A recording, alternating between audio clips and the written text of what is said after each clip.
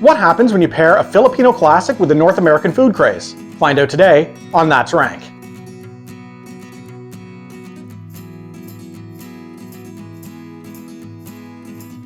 Welcome back to That's Rank. I know it's not Saturday, but given that this was a long weekend, I thought maybe I'd throw in something a little extra as we come towards the end of the summer season. We're starting to move in towards the fall. The weather's getting a little bit more dreary and cold, and I'm looking for comfort food. And the first thing that popped into my mind today was getting myself a chicken sandwich. At the same time though, I could absolutely go for some Filipino comfort food. I lived in the Philippines off and on for about a 2-year period. And in that time, two things really stuck with me. The warm, welcoming locals, and the amazing food I ate while I was there. Filipino food is amongst the best in the world. I even once ate soup out of a bull's erogenous zone.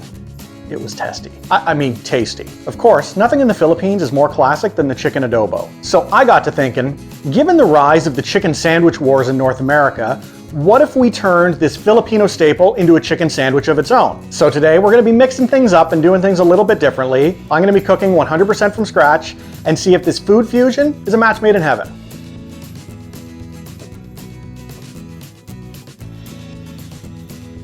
To get started, we'll want some aromatics. Adobo is basically a poached chicken, just rife with flavor, and we're going to start with an onion. I'll admit to being heavy-handed with the onion. You probably don't need to use as much as I'm using, but I do love the smell of onions cooking down. You also don't need to be perfect with the chopping here. Honestly, the onion's going to be filtered out at the end of the cook anyway, so if you just wanted to quarter this and get it into the pot, have at it. The small pieces of onion that flew off to the side are going to stay there, just to annoy my wife's OCD. Next, heat up some oil and get the onions in the pot. I've also added a generous scoop of garlic. I'm a bit lazy when it comes to garlic. I'm lousy with the knife, so the pre-cut stuff is a godsend for me. This is probably the equivalent of 5 or 6 bulbs of garlic. Don't be afraid to let loose and add more. Garlic's the king in the Philippines. Now that the onions and garlic have cooked down and are translucent, I'm going to get the heat off and add the rest of our ingredients. Let's start with 3 cups of water, since we'll want enough liquid to cover the chicken. Follow that with 2/3 of a cup of soy sauce, 2/3 of a cup of white vinegar, or if you're lucky enough to have any, you can probably substitute with Filipino Cinemac. I added 4 bay leaves, as well as a ripe chili from my garden. I don't think chilies are common in adobo, so consider this my Canadian spin in order to give it a little bit of a punch. So for this broth, I left the seeds in. Again, it doesn't really matter because all the extras are going to come out towards the end, so you can be relatively loosey-goosey as you go. I used however many peppercorns that is, and finally about 4 tablespoons of brown sugar. Some rumor monger online said that marshmallows keep your sugar from turning hard, but my guess is it was a bored teen trying to see how many idiots would put marshmallows in their brown sugar. You win today, internet. Now that the broth is ready, add your chicken thighs. You're going to want to make sure there's enough liquid in here to cover them, since we're going to want to ensure all parts of the chicken get a nice warm adobo bath. I decided to make this on the smoker because I wanted to add an extra element to the cook. I preheated the green egg to about 300 degrees and added some hickory wood for flavor. You'll probably want to stick to fruit woods or hickory when it comes to chicken. Anything heavier like mesquite is liable to overpower the adobo and make it bitter.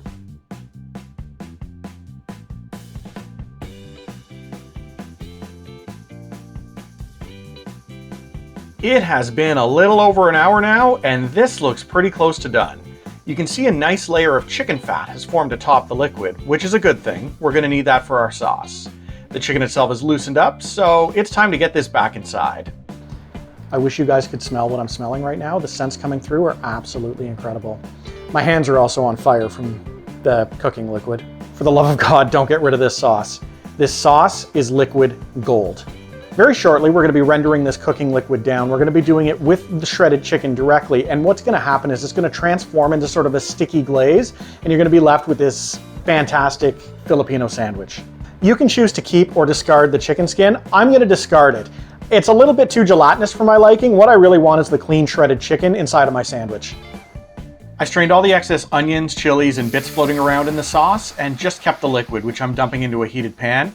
I'm going to run this pan on medium-high heat, and over the next 20 to 30 minutes, the sauce is going to start reducing as the liquid burns off.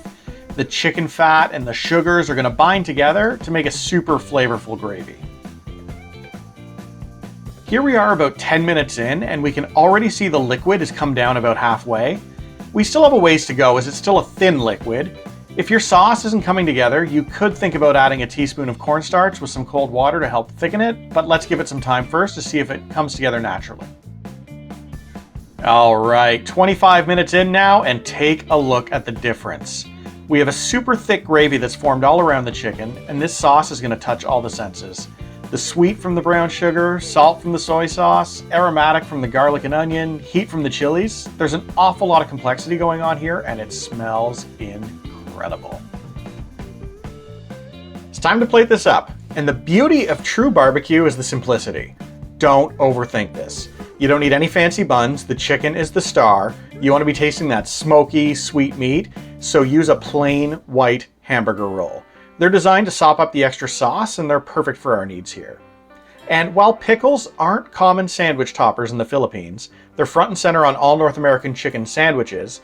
The sour and crunch should complement the rest of it perfectly, and in effect create that fusion that we set out for.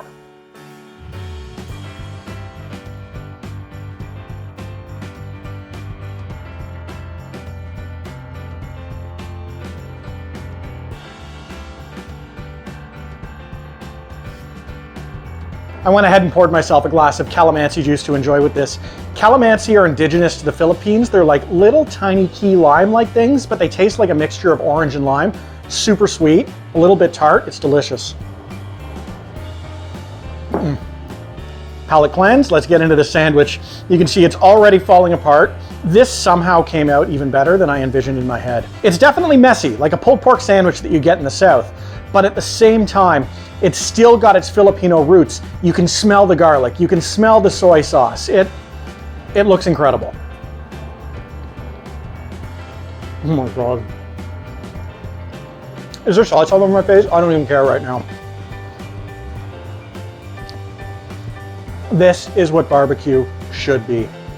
It's non-pretentious, it's smoky, it's tangy, it's garlicky. This is wonderful. And what's great is I wrote down the steps as I went because I was filming a video about this. Sometimes when I get experimental in the kitchen, I'll come across something really cool. I'll forget to write anything down and I'm never able to recreate it. This I can do time and again, and this is gonna be a regular on my menu. This is fantastic. I can't put this down. Here's a list of all the ingredients in today's recipe. I've also made sure to include the steps in the description below.